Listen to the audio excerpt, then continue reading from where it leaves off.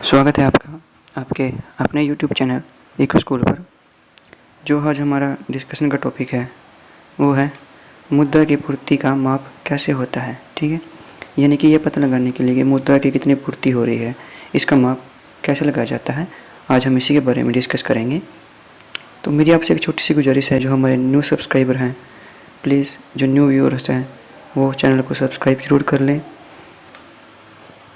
सबसे पहले देखिए, जो मुद्रा की पूर्ति है, ठीक है, उसको जो मापने की है 4 विधियाँ हैं। एक है M1, दूसरी है M2, तीसरी है M3, चौथी है M4।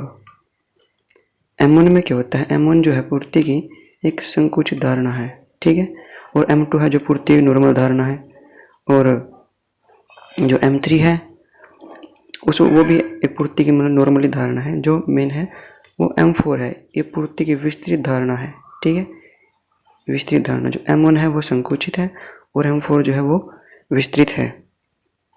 इनको हम चारों को पूरी डिटेल में समझते हैं। चलिए देखिए,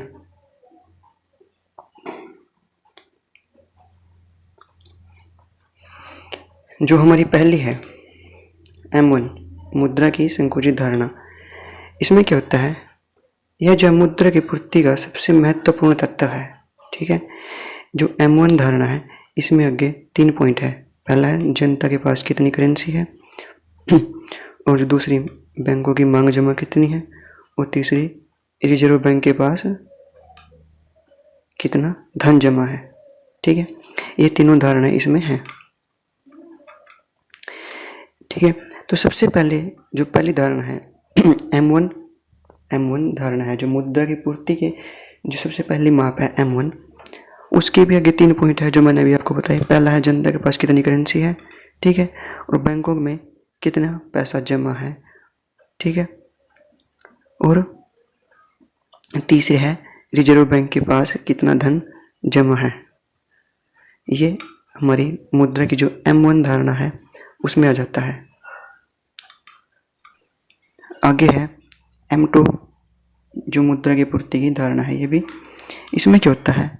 इसमें जो सेम M1 में होता है, ठीक है, उसमें ही एक और ऐड हो जाता है, जो है डाक खाने की जमा।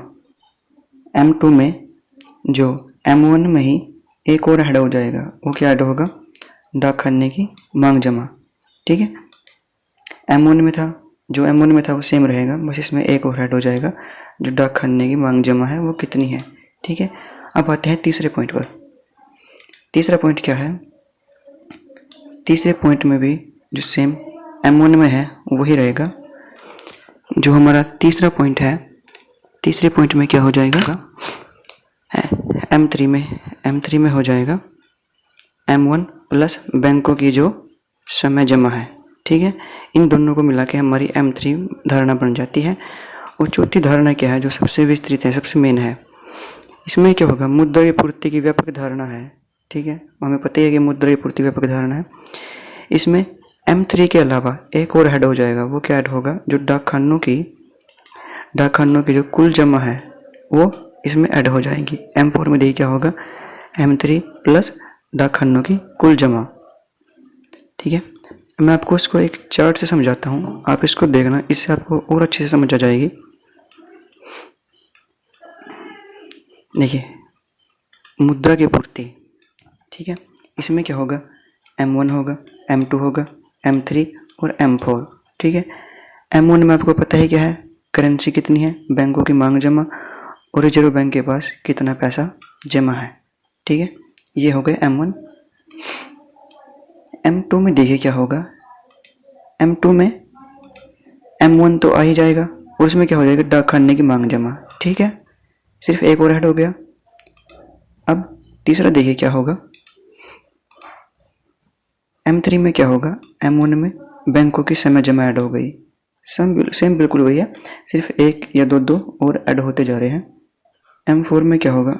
M3 जो ये वाला है, ठीक है, M3 सेम रहेगा। आपको पता ही है कि M3 में क्या है? बैंकों की समय जमा। और M1 में भी आपको पता है क्या है, ठीक है।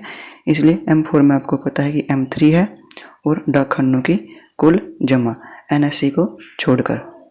ठीक है, तो ये थी हमारी मुद्रा की जो पूर्ति है उसको मापने की 4 विधियाँ, M1, M2, M3 और M4। एक बार फिर से देख लेते हैं।